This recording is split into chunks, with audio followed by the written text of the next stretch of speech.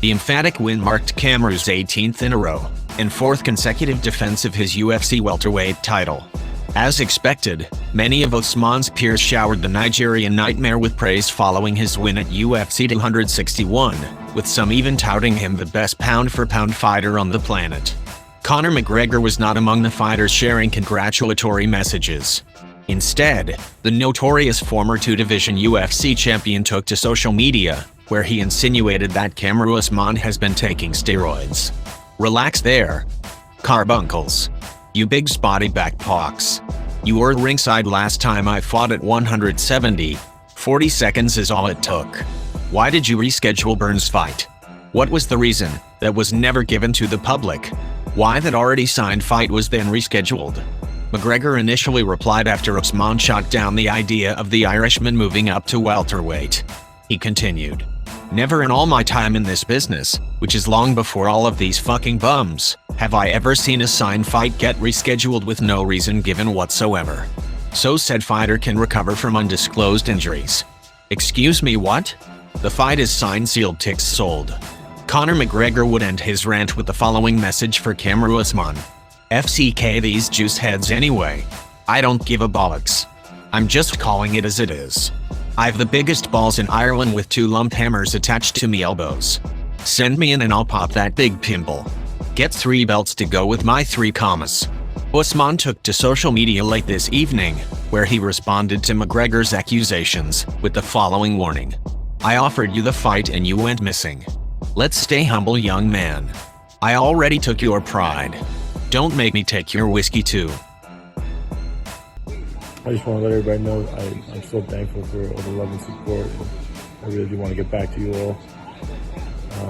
I know Uriah Hall was super classy and upset this happened to me, and I really appreciate that. I know Anderson Silva came out and said, some really nice things. Pretty brutal, but I'm gonna get through this. I think it's gonna be 8 weeks till I can walk without crutches and stuff, and drive and all that. And then as far as like actually training, I don't know. They said between 6 and 12 months, I'll be good to go.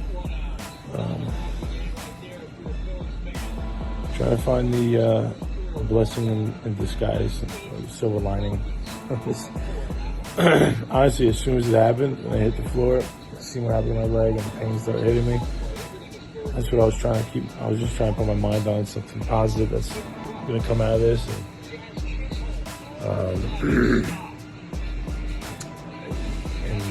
I'm hopeful that something is going to come out of it that's good. But man, this is not fun. I can't believe it happened. Because I just appreciate all my family, all my friends and my fans, everyone who's sending me prayers and well wishes. It means so much. The surgery was successful. They put a titanium rod through the tibia, so through the knee. They go through the knee and take the rod and they drill it through the tibia, make it straight and hard. My fibula was broken as well, but I guess when they put the tibia back together and my leg was straight, the tibia kind of matched back up to where it was broken. And they feel like that could heal on its own without, as long as I'm not putting weight on it and stuff. So I do think I'm gonna probably try to document this recovery in physical therapy. There's tons of physical therapy and stuff. And try to keep you guys involved because which I never really done, but the amount of outpouring love I got is insane. I want to keep you guys in the loop. What's going on and how I'm doing. Thank you so much, guys. I love you.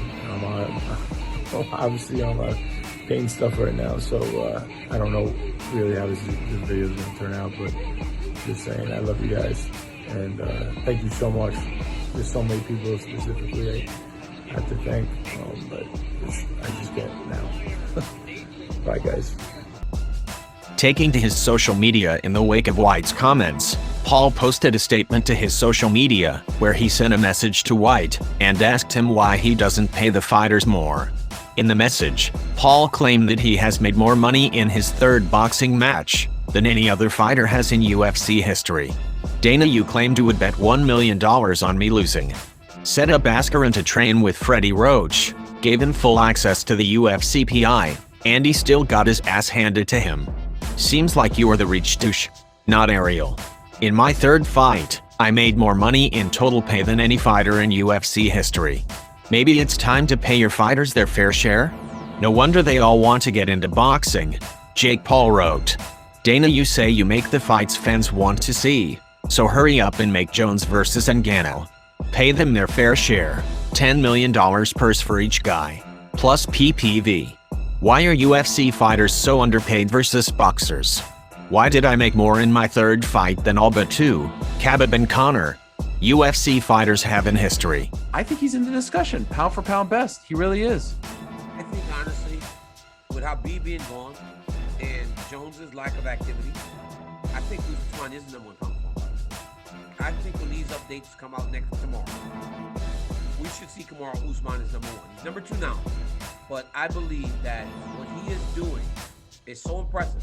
And now the activity, right? Because July to April, we've seen him defend that belt 3 times. Yeah. He's not sitting on the sidelines waiting. He could have done the show, waited until August, but he's back again. And since December of 2019, dude has fought and defended that belt 4 times. That is so impressive. And his ability to deal with these guys in the way that he does, it really is next level because he's fighting the absolute best of the best. That's what happens whenever you become the champion. You get the most scary, dangerous guy every single time. He's not only beating these guys, he's disposing of them in a way that it leaves no question. What does Jorge Masvidal do next, Mike? Well, listen, first of all, he's going to have to go away and count his pay-per-view money because I guarantee there's going to be a lot of it. So good for him because ultimately that's what we do this for, right? And I think there is something more to it. Obviously, his legacy, he wants to go down as a champion. As we spoke about on the pre-show, I think those days now, the dreams of being champion, that's gone. That's never going to happen. He's 36 years old and he's lost 2 title fights in a row. However, the man's had an esteemed career. He's earned a lot of money and he's got thousands, if not millions, of loyal fans all over the world. So he's had a very, very successful career and it's not over yet. Okay, not everybody gets to become a champion. Only a very, very select few actually manage to achieve that. However, he's a legend in the fight game and he'll always be remembered and he'll still go out there and have lots of entertaining fights. The guy can be a main event on any fight night. He can be a co-main event on pay-per-views. The guy's star isn't going to fade. However, the dreams of being world champion have probably now come to an end.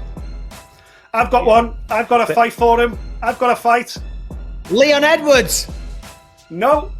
Nick Diaz was ringside. Come on. If there was ever a BMF challenger worthy of fighting for the BMF belt, it's Nick Diaz. If Nick Diaz is serious about coming back, put him in for the BMF title belt. That's a main event anywhere on the planet. I would pay to see it. Yes, but if I'm Nate Diaz, I'm saying, listen, man, you can't go out there and fight my battles for me, okay? You can't go out.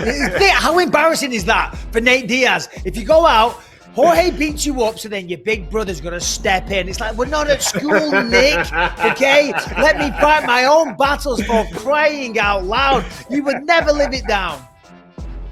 Listen, I'm in for either of them. I think you both come up with some good suggestions there. Either of them I'll take. What we will say on Jorge Masvidal is that 2 years ago he promises that he would fight for UFC gold. He said that when he was 33 years of age off the back of 45 fights, having a year out, and he was coming off a loss. For him to go on the ride that he went on in 2019, it was unforgettable. And I'll tell you something, he turned a lot of doubters into believers during that time. Whatever he decides to do next, I'm sure there's a lot of people still on board.